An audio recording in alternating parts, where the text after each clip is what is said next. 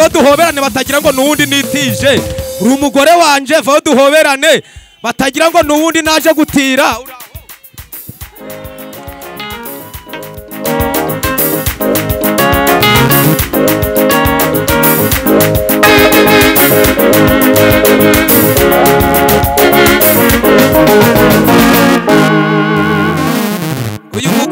Uyu mugore kimushaka baramubwiye ngo yarusha ari imfubyi none ngasanze indusha imuruta ngo nzamwicisha umuruho. Twatangiye kuburara, twakoze ubukwe hamaze amezi 2 turaburara. Baramubwira bati toro kwa zakwicisha inzara. Murabona atari ikibonge we, hari ibyo Yesu yavivuye. Bwira mugenze ngo namba kuri Yesu ibindi azabikora. Sheri wambaye na marinete koko. Tambuka ari byo ugiye gutandukana nabyo. Ibyo byakugizeho kontara, byakubayeho amateka. Barakubona bakavuga ngo n'ubundi ntaco wakwimara ngo uro kwa runaka. Muhora murwaje umuka w'uburwayi. Ariko uyu munsi wa none jambo ryatubwiye ngo hari ibyo tugiye gucika tukinjira mu wundi munezero. Zamura ikiganza ngusengere. Mwami Imana yacu, uhereye aka kanya, uhereye isaha, nirukanye uburwayi buri mu bantu bawe. Muganya ubwo nasengaga nagiye kubona mbona ya migozi iracitse.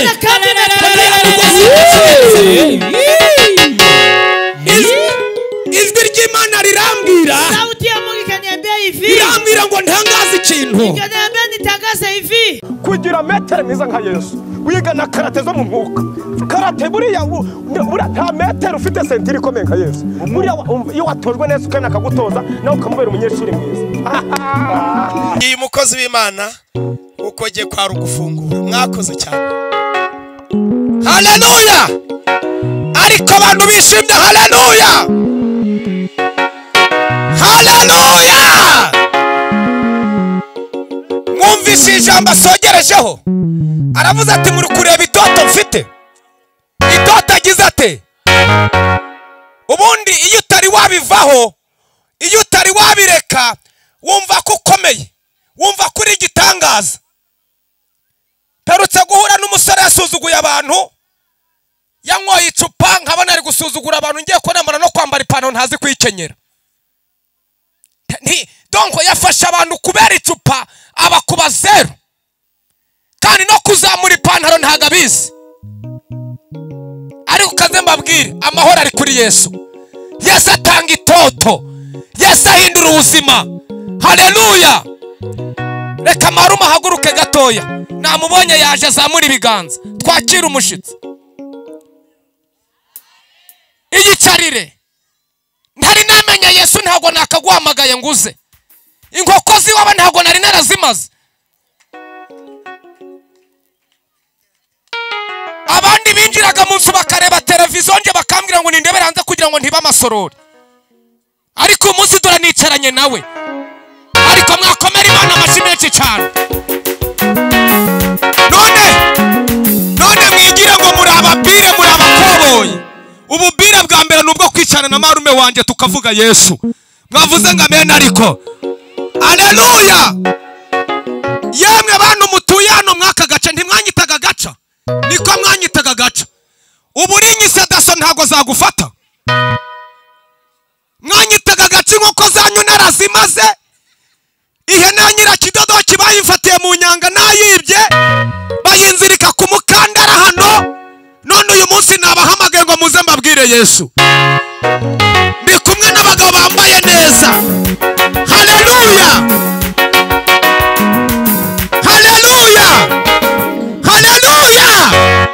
Abari hano haleluya! Yesu ashimwe. Harabemera ko Yesu ahindura imibereho. Harabumva uyu munsi bitegura ko Yesu ahindura ubuzima bwabo. Hari abantu bari barazahaye bakumva uyu munsi Yesu agiye kubazahura. Yesu ashimwe. Haleluya! Umushumba aravuze ati ritoto sinarigiraga, iri koti ryari iry'abandi, none ubu ni iryanjye ndaryambaye, afite itoto. Mureke mbabwire, uyu mugabo waho ubavuye imbere ashumbye itorero, afite abagabo nka bariya b'abanyabwenge bize, itorero rye riparika imodoka zirenga ucuruza amasaka nta muntu yagahamagaye. Mwavuze ngo amen. Ariko bene wacu muraho, mwabakecuru mwe nibaga muraho, abona kubitaga muraho, abona kubitiye Nyarwanda muraho. Uyu munsi ntabwo njibakubita inkoni, ndabakubita ijambo ry'Imana, kandi uyu munsi Imana irahindura ubuzima bwanyu. Hari abantu tutari twakira umushyitsi, hari ijwi numvishaga abanyinanga, hari ijwi numvise tutari twakira umushyitsi. Hari umuntu nawe ku itariki ya 27 wafata icyemezo akavuga ati nanjye ndashaka kuzahuka, ndashaka itoto rivuye kuri Yesu, akazamura ikiganza tukamusengera. Twarangiza gusenga umushyitsi akaza akabwiriza, warangije kubohoka kubwira ijambo rivuze, wazamura ikiganza nawe ukavuga ngo uyu mugoroba ndashaka gutandukanya na karande, ndashaka kuzahuka. Zamura ikiganza tugusengere. Tambuka uze hano, tambuka uze hano, tambuka uze hano, umanze ubohoke mu mutima wawe. Tambuka uze hano, tambuka wakire Yesu. Tambuka uyu mugoroba uhure n'imbaraga z'Imana. Tambuka uyu mugoroba uhure no kugira neza kw'Imana. Utambuke iyi tariki ya 20, iyi tariki ya 27. Namwe turabahamagara, namwe turabahamagara. Wowe urusha uyu munsi wa none, Yesu araguhamagara. Vayo uzahuke, injira mu mwaka musha wazahutse. Tambuka, tandukana n'ibyaha. Tambuka, vayo Yesu aragushaka, vayo Yesu aragushaka, vayo Yesu aragushaka. Uyu mugoroba Yesu aragushaka, Yesu araguhamagara, agiye kugutandukanya n'ibyari byaragutsikamiye. Tuza gatoya bene data, aha ni kwa aho mama avuka, niho narerewe ngabari ababyeyi bandeze. Nukuri ko Imana ibyo mvuga ntago mbabesha. Nguriya marume ntago yarazi ko nzahura na Yesu agahindura ubuzima, kubaka inzu nkayishyiraho n'agataje, ngashyiraho n'agataje kubera Yesu. Bwira mugenzi wanjye iyo utandukanye n'ibyo bicaremwe gisha, uyu munsi abitegura ko ibyaremwe bisha. Yesu agiye guhindura amateka. Ndibuka rimwe ntari nakizwa, umuntu yarambwiye ngo nta terambere nzagira kuko karande zo kwa Matemane na Nyabingi ntabwo zitwemerera gutera imbere. Ariko njimara gukizwa iterambere rirahari. Namwe hari ibyo Yesu agiye gukora. Ndaguhamagara ngo nawe uyu munsi wa none Yesu arifuza gutamuri weho. Reka mpamagara abashumba dusenge twakira umushyitsi. Abantu barangije kwiyeza kugira ngo atubwirize, babazenguruke ubwoko bw'Imana. Nawe ukiyumvamo shiramo akananga gatoya, turirimba ngo ibyo Imana ikora. Umuntu atambuka wumve kujya gutandukana na karande, wumve hari ibyo ujya gutandukanya nabyo. Tambuka, duhamagara abashumba bazenguruka abantu, duhamagare nawe ugihagazaho, wikomeza kwihagararaho, wikumva ko baraguseka. Nanjye niko nihanye. Tambuka, tandukana n'ibiyobyabwenge, tandukana n'ubusambanyi, tandukana na karande. Va Yesu arakugira neza. Imana ikora biradutangaza, nta n'uwabimenya uko biri. Hari kwico nzi Imana ishaka, hari ibyo biriye ukora we. Hari kwico nzi ibyima. Tambuka, tambuka nawe tambuka. Ariko hari kwico nzi iby'Imana ishaka, hari ibyo biriye ukora. Hari kwico nzi iby'Imana ishaka, hari ibyo. Rekeraho twihute. Reka dusaba umuntu wese waba uri inyuma ukumva hari ijwi rikubwira ngo nuhaguruka baraguseka. Bwira iryo jwi ngo ntandukanye nawe. Iryo jwi ryashatse gufata bugwate. Iryo jwi rikubwira ngo ngiye hariya bamenya ko nagiye hehe. Nta kindi turi kwigisha ni Yesu. Dore ko dufite abantu bagiye bica imitima y'abantu, babona itorero ngiri bakavuga ngo hangwa nayo nzaduka, ngo wamenya ari biki. Tuhamagara abantu kuri Yesu. Ubundi nta nzaduka kwa Yesu zibaho. Barababesha, birirwa babica imitima yanyu. Reka nkubwire uyu munsi wano ntawe uraguseka. Tambuka uze wakire Yesu mwami n'umukiza. Muzamure ibiganza mbasengere. Nsaba abashumba no bareke babatunga ibiganza. Muvuga ngo mwami Yesu, muvuge cyane ngo mwami Yesu, uyu munsi dufashe icyemezo cyo gutandukana n'icyaha n'igisa nacyo. Uhereye aka kanya ingeso za kamere n'iz'ibyaha dutandukanye nazo. Duhamagaye Yesu ngo atahe mu mitima yacu. Ibyaha twakoze byose, mwami Yesu, muvuge cyane mwami Yesu, imbabazi zawe zimanukire muri twe. Uyu munsi wa none dufashe icyemezo cyo kugendana na Yesu, muvuge ngo Satani, muvuge cyane ngo Satani, dutandukanye nawe n'ingabo zawe zose n'abadayimoni bawe. Uhereye aka kanya nta bubasha ugidufiteho, tubaye aba Yesu. Uhereye aka kanya tubaye ibyaremwe bisha. Muvuge ngo amen. Mwongere muzamure tubasengere. Reka twemere Pasiteri Eric azamura isengesho abasengera. Karibu Pastor.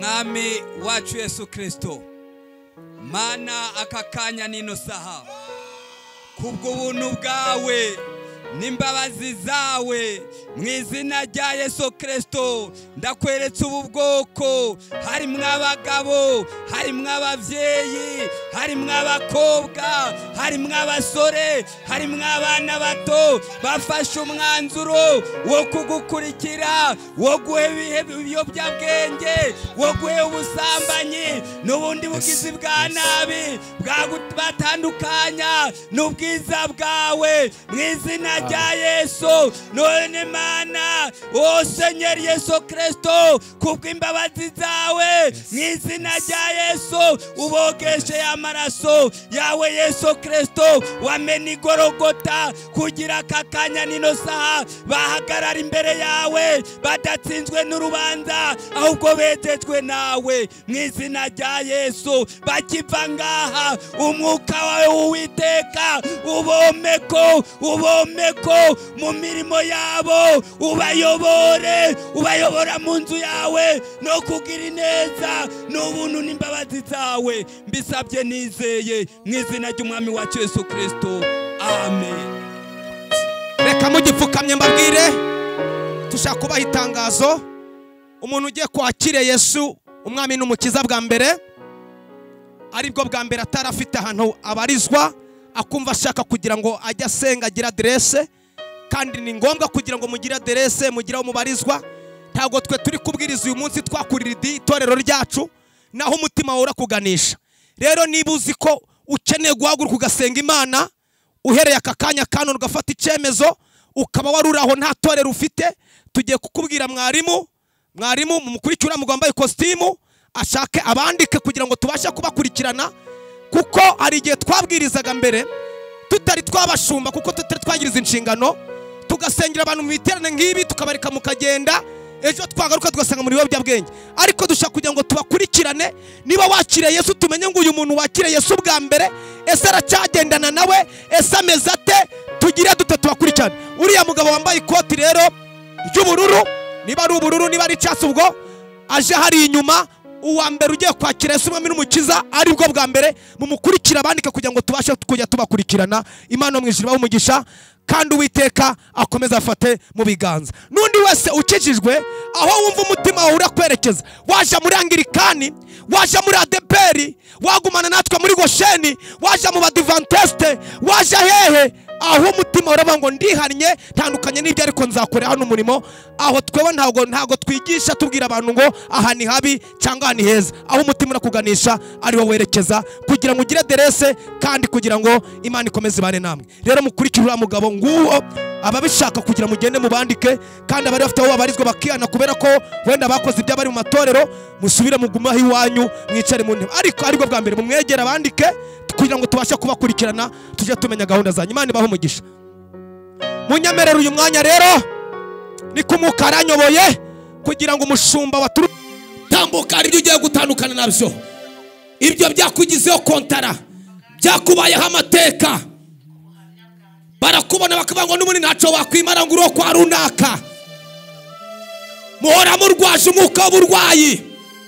Ariko uyu munsi wa none ijambo ryatubwiye ngo hari ibyo tugiye gucika tukinjira mu wundi munezero. Zamura ikiganza ngusengere. Mwami Imana yacu, uhereye aka kanya, uhereye isaha, nirukanye uburwayi buri mu bantu bawe, ndwara zananiranye uko zaba zitwa kose, zaba ari kanseri, zaba ari sida, zaba ari diyabete, zaba ari indwara z'imyuka mibi, izo zose waduhaye ububasha. Nirukanye izi ndwara, nirukanye izi ndwara zabaye karande. Ejo ni kwa muganga, bukeye ni kwa muganga. Uhereye aka kanya tandukana n'iyo karande, tandukana n'iyo karande. Ndirukana indwara, rekura mwa ndwara mwe, murekura abantu b'Imana. Dukomere Imana amashi, abicaye dukomere Imana amashi. Leta ya bosanse dusengeye bahagurutse bafite ibyifuzo bitandukanye.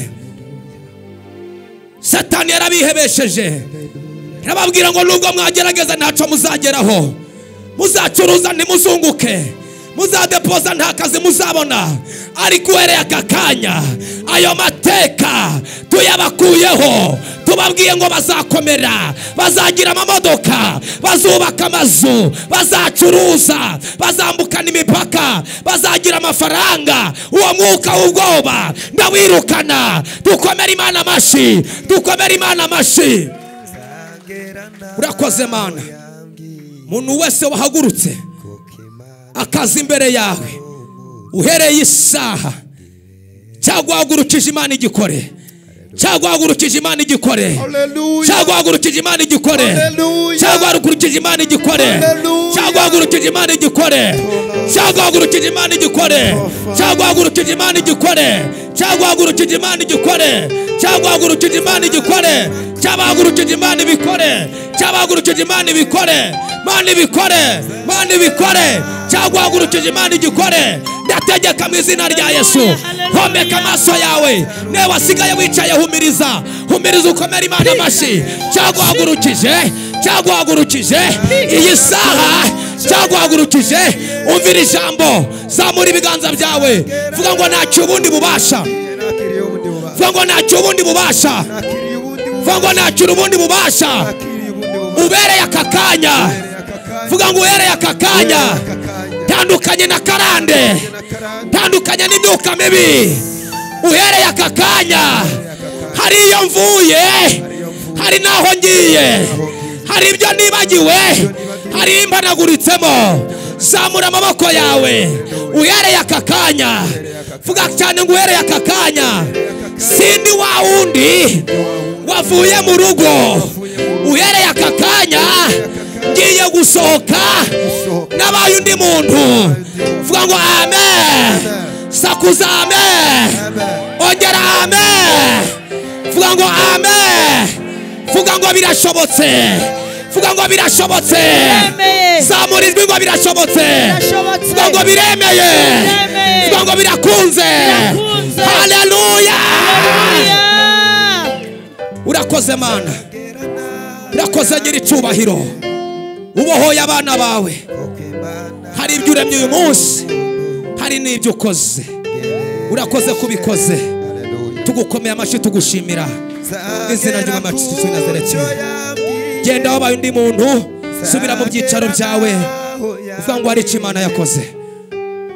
Cara Humbura, Yesu ari ku ngoma.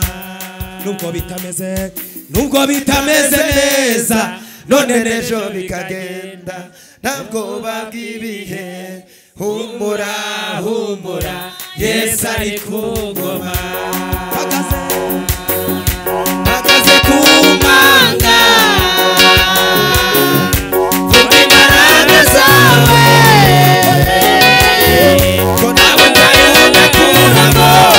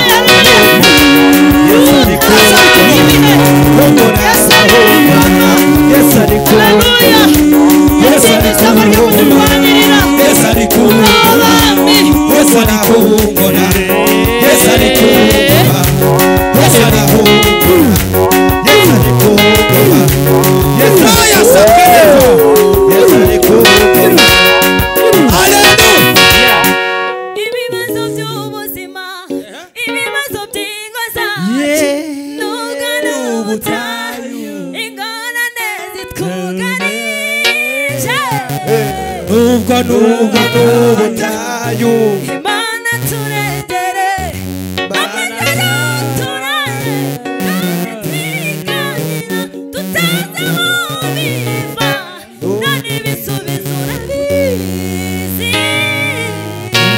ni wowe duhaza amaso Imana turengere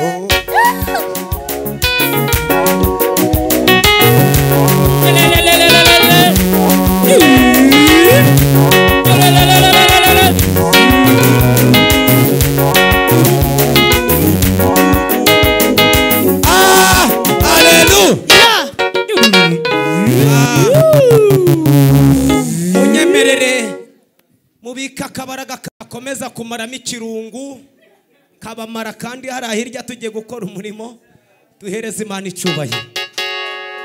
Hallelujah. Mchungaji ubarikiwe sana. Amen. Mureka mbabwire ikintu neretswe pastor ari kubwiriza. Yesu ashimwe. Kuna kitu nimeonyeshewa mchungaji akihubiri. Ubwo yavugaga ngo hari benshi ngo bakiri kure. Gisi aliongea kuna watu wangali mbali bangali nyuma. Noneho avuga ukuntu sekuru yambaraga ikabutura. Gisi aliongea gisi babake alikuwa anavaa kabutura. Noneho akumva ko batazambara inkweto. Alikuwa anawaza batavaa viatu. Naje kubona nimeona hivi. Bona abantu benshi turaziritswe. Watu wengi wanafungwa. Ariko urakura umugozi ukanga kukureka. Lakini ukishika mguu hiyo kambi nakata kukuachilia. Mukanya ubwo yasozaga turimo dusenga. Gisa alikuwa naomba tu tukimalizia. Uyu mugozi wanteye ubwoba cyane. Niliona tu kamba kubwa ikaniletea uoga ndani yangu. Naje kubona mbona abantu bari mu itorero bose hafi baraziritse. Tena niliona watu wenye wako ndani ya kanisa wote ni wafungwa. Ukabona abantu bakeya cyane nibo bantu bataziritse. Tena watu wachache ndio wenye wanaachiliwa. Komeza kureba ndasenga cyane. Nikaendelea tu kuomba. Nkagira ngo iryo jambo rya arariva hafatira indi jambo. Nikaendelea kuangalia kama mchungaji ataachilia hiyo neno aongee neno lingine. Nkumva buri kanya rigarutseho. Nikaona tu kila saa naongea kwa hiyo neno. Nakomeje gusenga ndi hariya. Naomba ningali kwa hiyo kiti. Ubwo yamamaraga ntabwo narinzi karampamagara ngo nsengera abantu. Mimi sikujua kama ndaombea watu. Narinzi ngarasoza sengera abantu. Mimi nilikuwa nawaza atahabariza aombea watu. Ariko ku mutima lakini ndani ya moyo wangu navuga ngo Mana nikasema Mungu nubwo arasenga nagisa taomba tu ntabwo ndabamusuzuguye. Mimi sitamusalau. Nanjye ndahamagara abantu masengere. Mimi ndaita watu niwaombee. Ariko umwuka w'Imana lakini roho wa Mungu akorera muri Pastor Moses. Akafanyia ndani ya Pastor Moses. Arangije Imana iramubwira ngo akamwambia hivi Pastor Sekazuba Mushumba Sekazuba vayo usengera abantu. Achuombee watu. Mukanya ubwo nasengaga sasa nilikuwa naomba. Nagiye kubona mbona ya migozi iracitse. Ninaona kama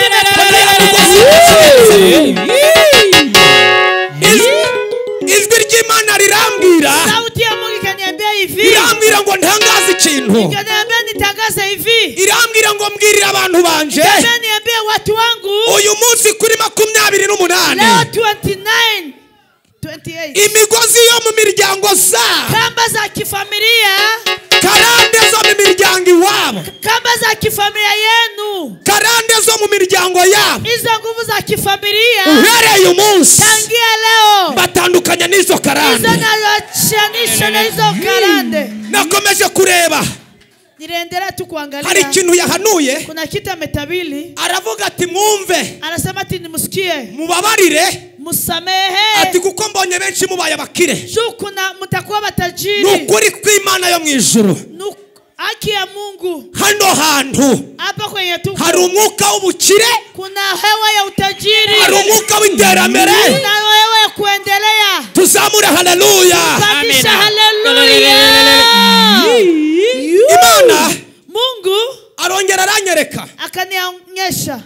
Ijambo abwirije hano. Nendo la yamehubiri. Rihambuye ubukwe bw'abakobwa bugera muri 5. Kuna wedding 5 Mungu amefungua mahali hapa. Nabonye umubare 5. Niliona hesabu 5. mbona abakobwa 5. Nikaona wasichana 5. numva ijwi rirambwiye ngo Nikasikia sauti inaniambia kwamba kwijambo abwirije aha kwa hantu neno yenye amemwongea kwa siku ya rikoza leo amakwa 5 mw'iri teraniro. kuna wedding 5 Mungu amefungua ndani ya hii kanisa. Haleluya. Amina. Icyanyuma Imana yanyeretse Kingine Mungu amenionyesha, naje kubona umwotsi. nimeona moshi. Kuno hari iginkwi zabaga ari mbisi, Kuna gisi tu kuni zilikuwa mubichi, ukabona abantu barahungiza ngutya. watu wanapepea.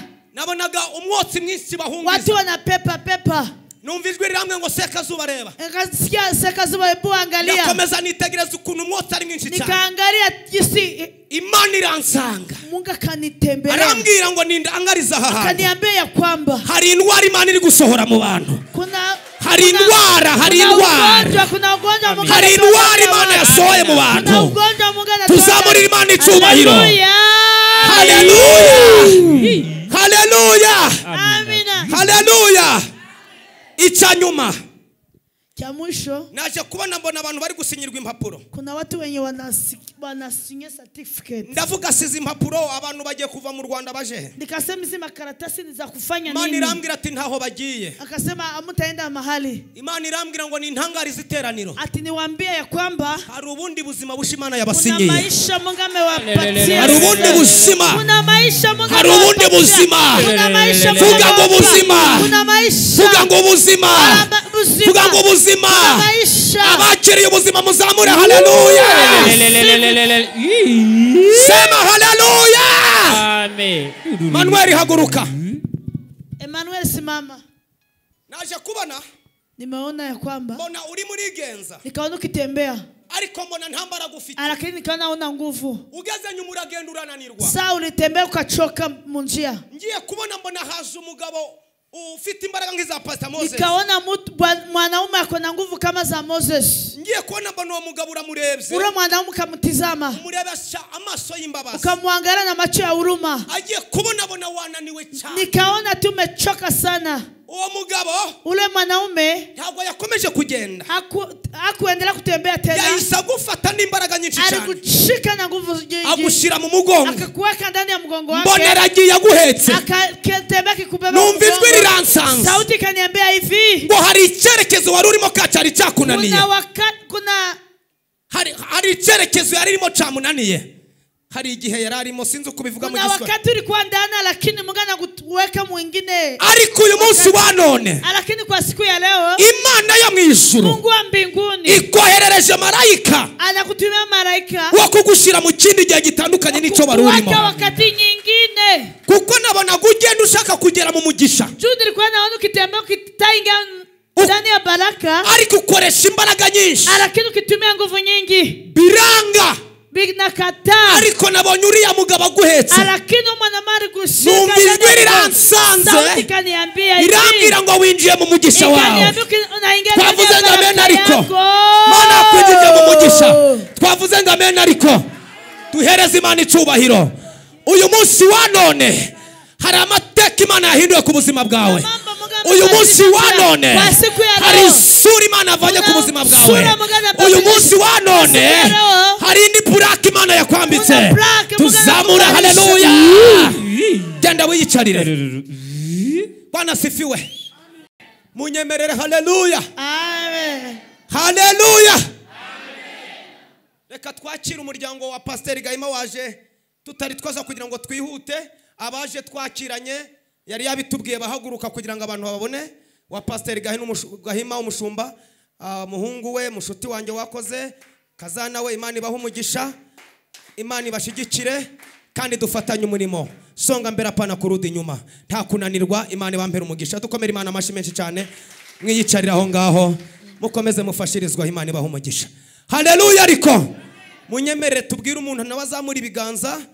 Mukozi w'Imana ugeze hano kuva i Kigali agire nka nguricya abapepere ngaho karibu. Haleluya.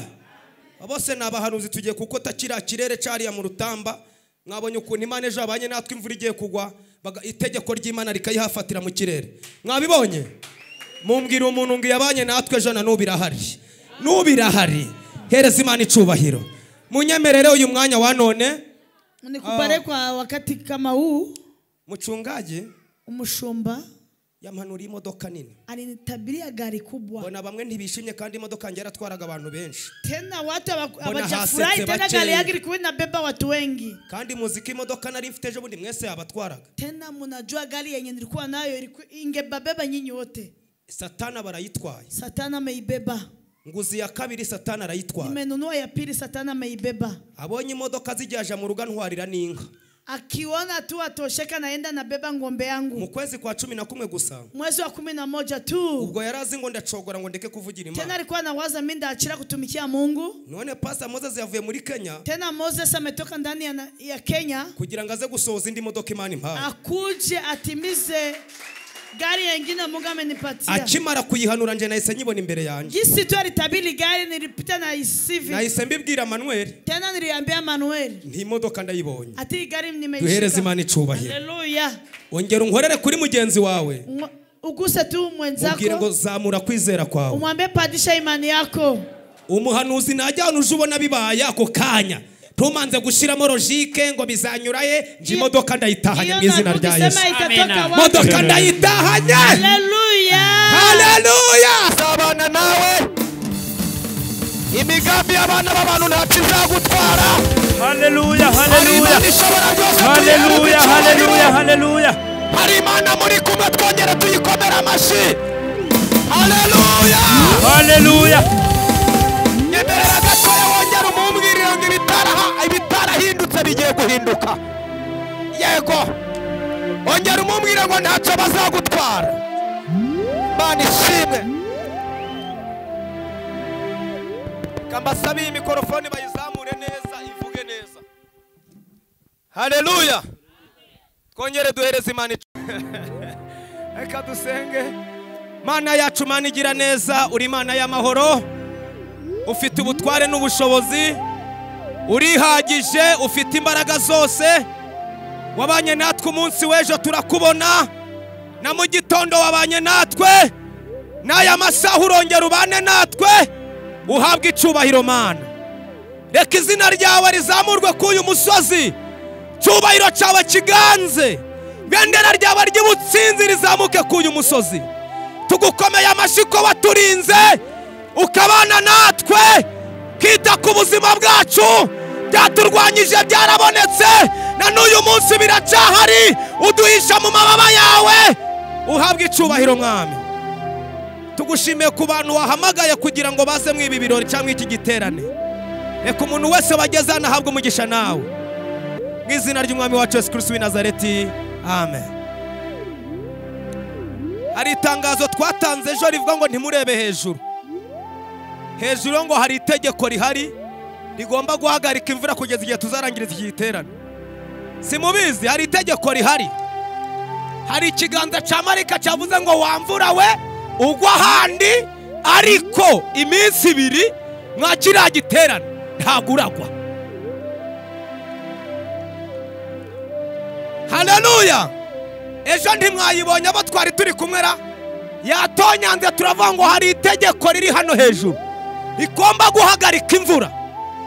Jambo ryarambwiye muri Yohana 15:7 riravuga ngo nimuba muri nge amagambo yanjye akaba muri mwe, musabe icyo mushaka cyose muzagira mute muzagihabwa. Tubwiye ikirere guhagarara kugeza igihe dusogereza igiterane. Amakorari aririmbe, abavuga butumwa babwirize, abahanuzi bahanure. Zamura haleluya. Ariko ibyo byose birashoboka. Haleluya. Tuzamura amaboko duhereze Imana icubahiro. Gahongera umumbwire ngo yabanye natwe ejo na n'uyu munsi irabana natwe.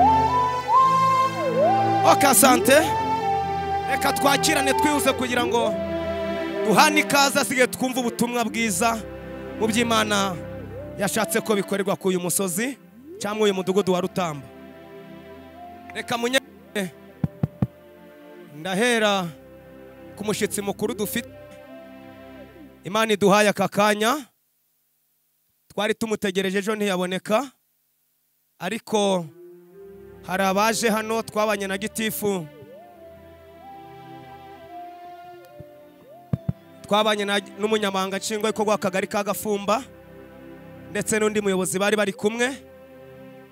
Ariko kubw'uyu munsi dutewe iteka n'Imana tubonye umushitsi kandi akaba ari nyir'urugo, niwe waduhaye ikaze ryo kugira ngo Debora umfashe gusemurira abantu. Niyo mpamvu tuba twicaye uruhande rwabo kuko niho uzi Igiswahili.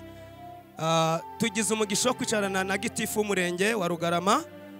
Aha niwe mu rugo kugira ngo ibi bibe yaduhaye uruhusa ndetse n'ubutumire bwacu nabwo arabwumva. Nyakubahwa munyamabanga nshingwabikorwa w'umurenge wa Rugarama, twagusaba ugahaguruka ugasuhuza abaturage bawe kandi twese turi abaturage bawe. Niwe mushumba mukuru w'abantu bose baba mu murenge wa Rugarama, niwe bishop w'umurenge wa Rugarama. Reka dusuhuze. Haleluya. Murakoze cyane. Murakoze Pasiteri Sekazuba kuma ikaze. Yishimiye kubana namwe. Murakoze. Reka dukomere Imana amashi. Uyu ni umubyeyi wanjye mw'uyu murenge, ariko ayo mashi n'umukuru w'isibo we ntiyayemera. Reka tuyakome nk'aya gitifu w'umurenge, reka tuyahuze cyane, ariko tuyakome cyane. Na mutwara sibo wa hano ayo mashi ntiyayemera. Reka dukome ya gitifu, ariko bamwe ababyeyi mwe. Yego. Aha. Ayo yaraye mureke mbabwire rero. Reka dukome n'ay'Imana yamugize uko ameze nayo. Ay'Imana nayo tuyahuze cyane yumvikane. Haleluya! Abamwishimiye haleluya! Imana imuhiki mu izina ryande. Amen. Kandagume akanyongezo akira.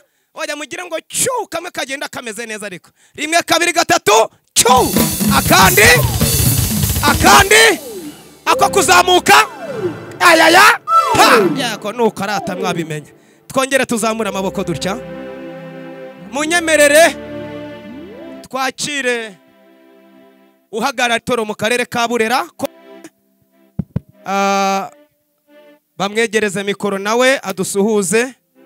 Uhagarariye amadini n'amatorero mu karere ka Burera adusuhuze.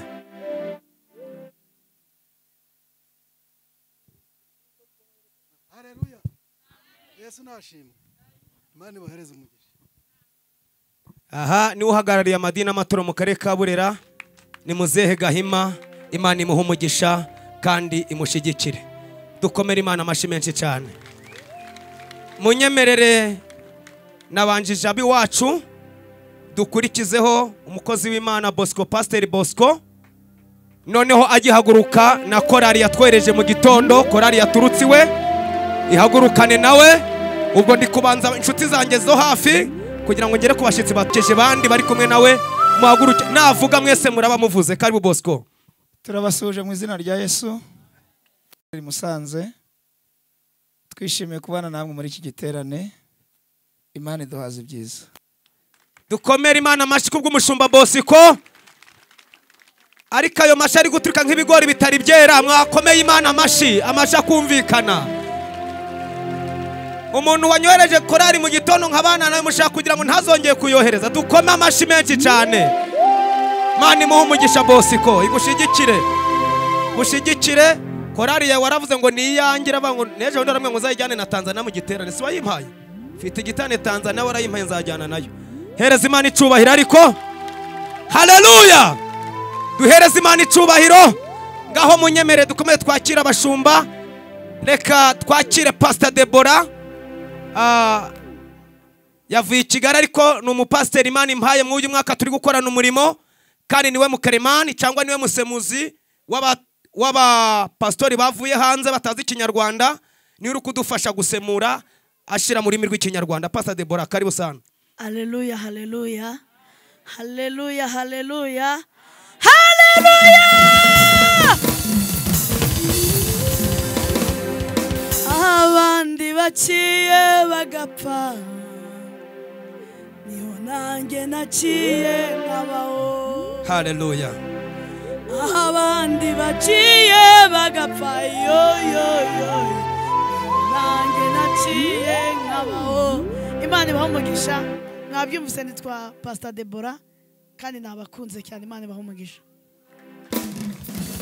Atuye mu mujyi wa Kigali ahantu bita Gikondo. Ubwo rero nugera i Kigali utahaza ukabona uravuga toze nyamara nubwo ntazi Kigali bukaba bwije nzi Debora. Okay, urumva ndi kubaranja. Reka noneho dukomeze twakirane, twakire umushumba Aberi na madamu. Imana iguha umugisha, ni inshuti yanjye magara, dufitanye amateka maremare, yaturutse Musanze n'urubavu rwe ruhaguruke. Baraberanye, baraberanye, baraberanye, basa n'abavukana. Baraberanye, baraberanye, Hallelujah! Karibu muchungaji. Karibu pastor. Hallelujah. Imana ishimwe, nitwera Koreta, nagize umugisha wo kuba umufasha w'uyu mutware. Imana iduhana umugisha. Amen, amen. Hallelujah. Ndashima Imana yatumye tugera hano. Twabanje mu materaniro murabyumva ngo nasaraye, ariko no muri turabuvuga. Hallelujah. Nitwa Reverend Abel Tuyambaze, no pastor Imana yagiriye neza, narobantu wendi muto ku myaka 26 mu itorero ry'Abangirikani, maze imyaka 7 ndi umupastori. Ku mwaka wa 7 rero ndashima Imana ko kuri Noheli yampaye ububasha n'ubushobozi bwo gukura, nkaba naratangije itorero hariya mu mujyi wa Musanze. Amen. Turabishimira Imana yuko uyu munsi twatangije umurimo. Hallelujah. Kandi ubu twagutse twabonye inshuti, Debora twabaye inshuti, nawe tuba inshuti, namwe tuba inshuti. Nimudukunda mutwijyanire, natwe tuzabajyana. Amen. Hallelujah. Ko mutishimye. Hallelujah. Mutangariza itangazo mubwira ngo ukura reba niko Imana irakureba. Nuyireba urakaye irakureba irakaye. Nuyireba iri guseka iragusekera.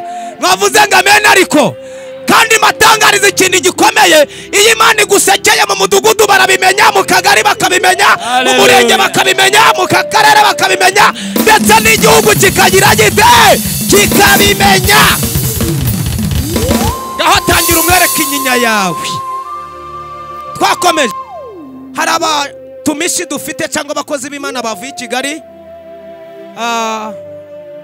Reka tumanza b'i Kigali kugira ngo nsimbuke njye mu burengerazuba. Abantu bavuye i Kigali bari hano, abahanuzi, abakozi b'Imana, muhaguruke muzamura ibiganza tubakire.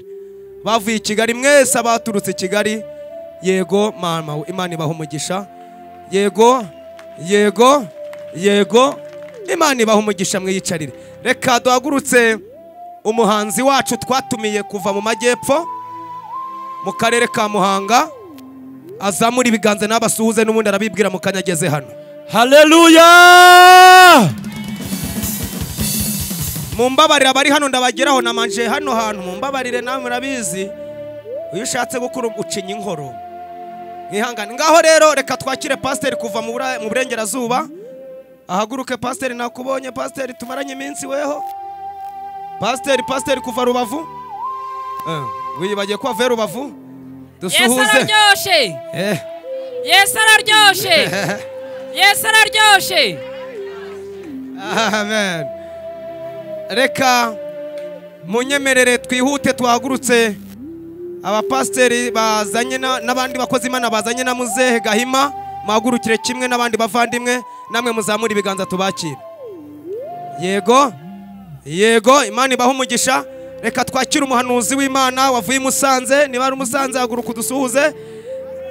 Yego. Aha, ndakeka ni nyuma nta muntu nsigaje inshuti magara, navuze ngo ndavuga nyuma. Hari inshuti yitwa Jean Marie na madamu we bazanye, baravuga ngo turabana nawe mu giterane, kandi ni inshuti zanjye pe. Twagize nka ngurutya bimwe, ariko nitwikeba kugira ngo amaraso ave, hubwo ijambo riraduhuza neza rigira ngo pa bita bihura.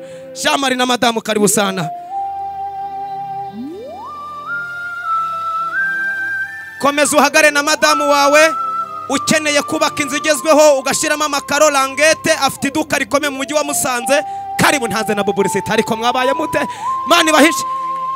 Hereza Imana icubahiro. Ariko kandi we niyo waza ntayo ufite ukamubwira ngo nkopa nzayazana, agira kwizera gukomeye. Ngaho rero mwubaka amazu mushiremo amakaro. Aha, munyemere rero tugiye kurambura ibiganza mwese turi hano kugira ngo bazabishure, tubifurize umugisha w'Imana n'ubwo Imana wubahaye. Imana ibahiki. Imana ibahiki. Mwizina ryande. Mwe murekeye aho rero. Tugiye turambutse hakurya. turenze Uganda twinjira Kenya.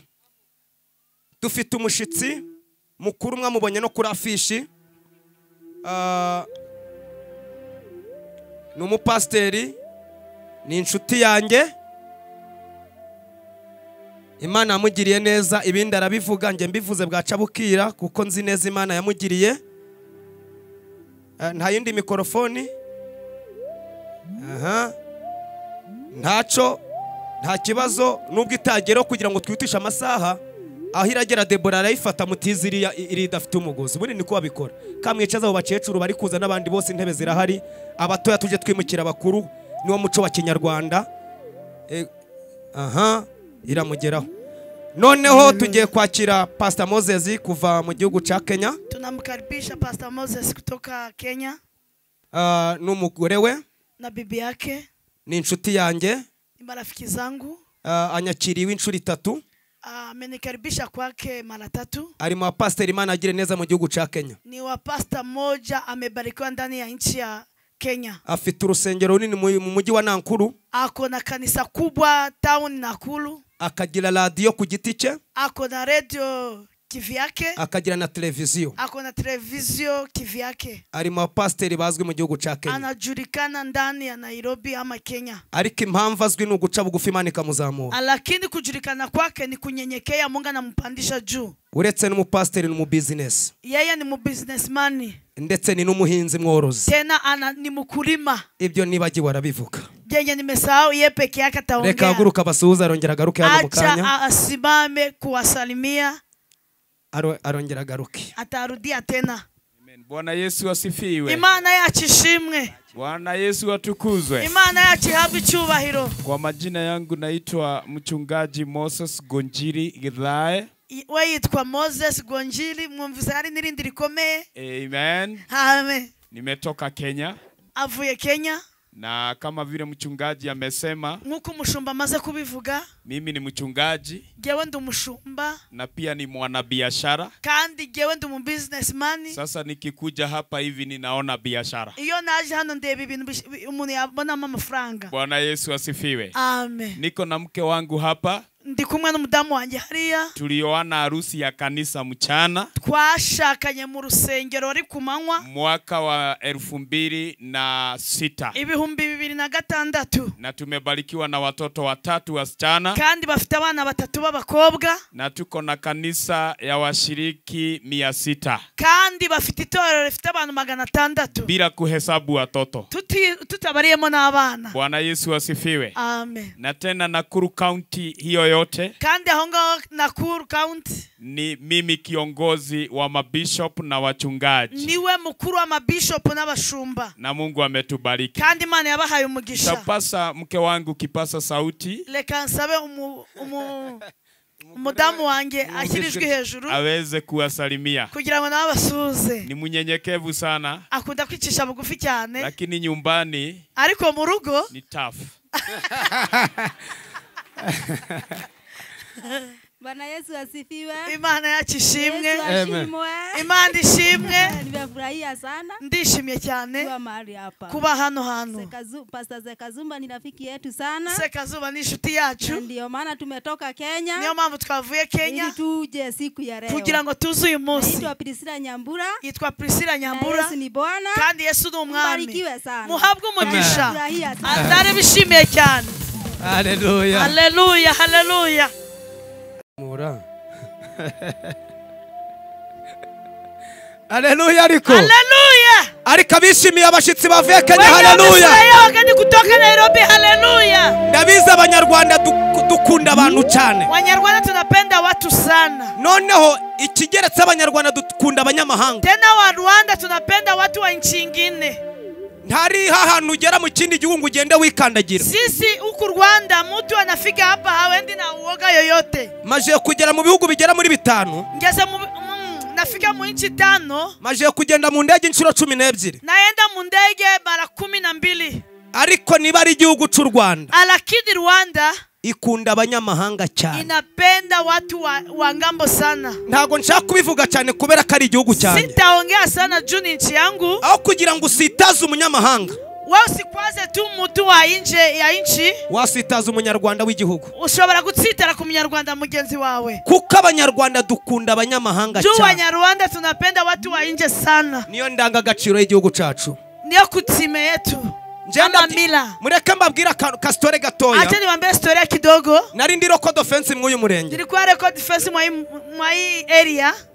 Mfata abakongomani.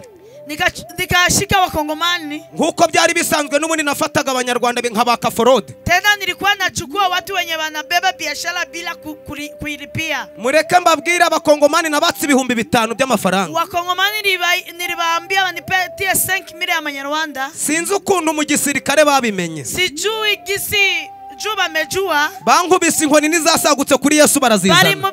Bari mupiga fimbo na zenye zilibaki kwa Yesu bakamupiga hizo fimbo. Kandi namburaga abanyarwanda bakihorera. Tena nilikuwa naibia abarwanda bananyamanza. Ariko gukora ku munyamahanga mu Rwanda. Lakini kugusa mtu mwenye Rwanda sio kwao. Barankubise kugenda birana nkagendesha amafi meze nk'ugurya. Bari nipiga tu nikaanza tembea na magoti tu. Niyo mbonye umunyamahanga ngira ubwo. Nikiona tu mtu mwenye sio Munyarwanda naogopa. Abanyarwanda ariko dufite imitima ikunda. Wanyarwanda tuko na roho ya kupenda. Ka tugakunda baturutse mu bindi bihugu. Tena tunapenda watu wenye wanatoka ngambo ya nyuma ya Rwanda. Nta munyamahanga wagira ikibazo mu gihugu cy'u Rwanda. Hakuna mtu mwenye nakuya Rwanda pata shida. Dukomere Imana amashi yaduhaye urukundo. Tupige Mungu makofi. Aha, reka noneho munyemerere tumutunga ibiganza tumusabira umugisha. Imana imuhiki ariko warambura amaboko k'Imana. Imana imuhiki mw'izina ryande. Imana ibaha umugisha mwese. Munyemerere twihuse tudafata umwanya munini. Twemerere korali Upendo ihaguruke dusuhuze guturuka muri Dezame hano mu Rugarama.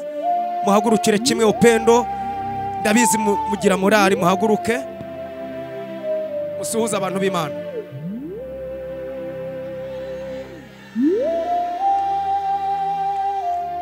Katwakire abantu abavandimwe ba Fukasi baje kubana nawe. Hari abavandimwe ba Fukasi ababyeyi be, Imana ibaha umugisha twababonye. Dore rero aho mutari mukabona Fukasi mutari kumwe ni ngewe mubyeyi we, nanjye tuba tugendana nk'umwana wanjye, nta kibazo azaba. Kandi reka munyemerere madamu wanje yageze hano, sheri wanjye. Ariko dore umugore usa neza. Haguruka sheri, haguruka bakureba, ariko haguruka ntago ari cyagiye twari twishwe n'umubabaro. Haguruka ariko vuba duhoberane batagira ngo nuwundi nitije. Uri umugore wanje, vuba duhoberane batagira ngo nuwundi naje gutira.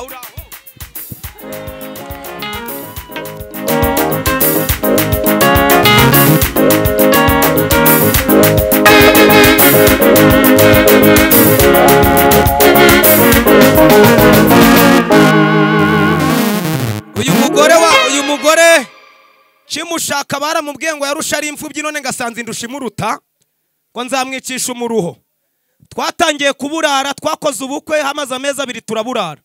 Baramubwira bati toro kwa zakwicisha inzara. Murabona atari ikibonge we, hari ibyo Yesu yavivuye.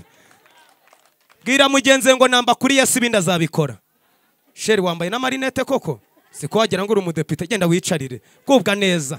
Dukomere Imana amashi menshi cyane ariko. Haleluya ariko. Hereza Imana icubahiro. Aha, mama na bene mama mwese mahagurukire kimwe. Abahagaze muzamura amaboko, abo tuvukana mama wanje, mama n'abagore babari mu nabange mwese aho muri n'abana bacu bazamura amaboko. Umuryango wanjye mwese muhaguruke. Aho muri tugire durya umuryango wanjye, yego n'abana bacu n'abari inyuma. Nuko murabana tutari korari we, turi korari kabisa. Turi itorero rwa mugani rwa pasiteri. Mwiyicarire, Imana ibaha umugisha mugubwe neza. Noneho munyemerere twakire abantu twatumiye bicaye hano bakabona ubutumire bwacu babashitsi tutabanye ejo. Muhagurukire kimwe namwe mudusuhuze kugira ngo twihute tutangire twumve ibyo Imana ishaka kugira ngo bitugereho. Cyamuzamura ibiganza ne mutinye guhaguruka. Abashitsi yego, Imana ibaha umugisha mwese, turabakiriye. Abasangwa turabakiriye, n'abandi bose, abacuranzi kora kuri piano udusuhuze. Yego nawe twe tubikeneye ibyo. Mwarimu w'itorero zamura amaboko turebe, wambaye n'ikoti ryiza n'akajire. Imana iguha umugisha. va duhoberane kugira ngo bamenye kuri mwarimu. Nuko Imana iguha umugisha. Aha korari, aho muri korari ya hano abaririmbyi ba hano mwese muzamure, n'abaturirimbiye mu gitondo namwe turabakiriye mwese. Imana ibaha umugisha. Munyemerere uyu mwanya rero twihute tugira dutya, isaha nimbi yifitera. Urumva ko abo nibagiwe ntago mbanga, mwese ndabakunda, ntago byose nabibasha. Okay, reka twakire korari Upendo. Aha ize ituririmbire kuko iragaruka. Turirimbire indirimbo ya mbere idushira muri mood, iragaruka. Iririmba indi korari Urumuri, indirimbo imwe twihuse, muragaruka. Noneho umuhanzi Yeye be indirimbo imwe ishushe, ibindi haje ijambo ry'ibanze, nirirangira murongera mukubiteho. Haha, na korari ya hano irandebye nayo kugira ngo bigende neza, namwe indirimbo imwe mwihuse. Nyuma y'umuhanzi korari baba mwakira umuvuga butumwa ndongorera araza akatugezaho ijambo ry'ibanze. Noneho undi nawe turamwakira, mwongere mukubiteho. Karibu.